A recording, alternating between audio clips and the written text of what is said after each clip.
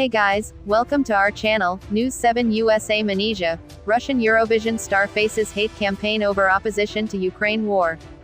The singer who represented Russia at Eurovision in 2021 is being targeted by a cyberbullying campaign over her opposition to the war in Ukraine. Manizha Sangeet has been an outspoken critic of the invasion, calling it a fraternal conflict that goes against the will of Russian people. Now, a coordinated online campaign is trying to blacklist the star in Russia. Many of her concerts this summer have been scrapped after details of the organizers were posted on social media. She, her team and the promoters have received many threats, Sangeet spokesman Sergei Yakovlev told the BBC. One message shared on social media site Telegram includes the phone number and address for organizers of September's Alexandrovskaya Fortress Festival, which celebrates the Cossack culture of Ukraine and southern Russia.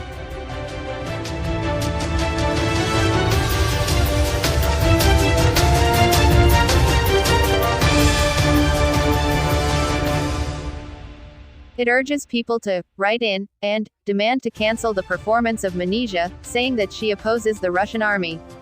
It adds, most importantly, be polite and non-offensive. It is important that there are a lot of requests, so spread the word. Backlash in Russia against anti-war musicians under attack, Ukraine's musicians become war reporters. How Ukraine left its mark on Glastonbury Festival organizers confirmed they had been bombarded with complaints. Unfortunately, we did indeed receive a significant amount of negative emails and calls from people who seem to be unhappy with Manizha's support for peace, they told the BBC. However, we don't see any contradiction in Manizha's stance, as peace is a necessary prerequisite for celebrating diversity and multiculturalism, which is what our festival is ultimately about. At the time of writing, the festival, which is organized by the Volnu Delo Charity Foundation, intends to keep Sangeet on the bill. However, others, including Stereolito Festival and the Glab Club, have dropped her from their lineups.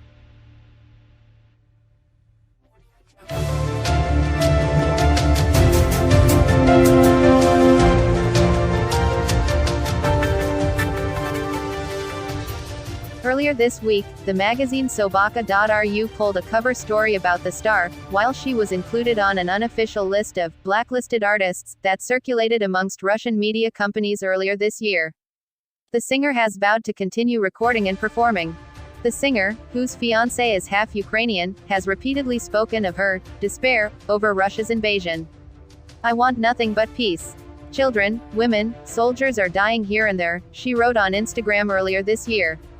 Her opposition is partly based on her childhood experiences of fleeing the civil war in Tajikistan. "When you see these tragedies from the inside, your position is crystal clear. You never want this to happen to anyone ever again," she told U.S. news network NPR. Soon after Russia's invasion, she released a song called Soldier, originally written about the war in her homeland, which contains the repeated refrain, "Stop the war." It came as President Putin signed a law that banned public figures from using the words war or invasion to describe what Russia calls a special military operation.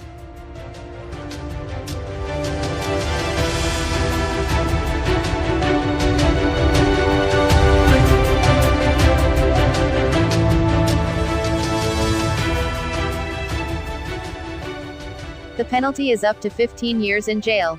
As a result, there have been calls for members of the public to report Sangeet to Russia's Ministry of Internal Affairs as someone who has committed public actions aimed at discrediting the armed forces of the Russian Federation. She has also been accused of fleeing Russia for France earlier this year, calling her a traitor who only returned to make money by performing concerts. Sangeet explained her trip to Paris came after her sister, who lives there, was seriously injured in an accident. Sangeet's spokesperson said he didn't know who was behind the campaigns. "These may be people who support the special military campaign in Ukraine or those who show intolerance towards Manizha's national origin, Tajikistan." In the meantime, Sangeet is performing live-stream concerts and helping Ukrainian refugees through her charity, the Silsila Foundation, and is a UNHCR Goodwill Ambassador.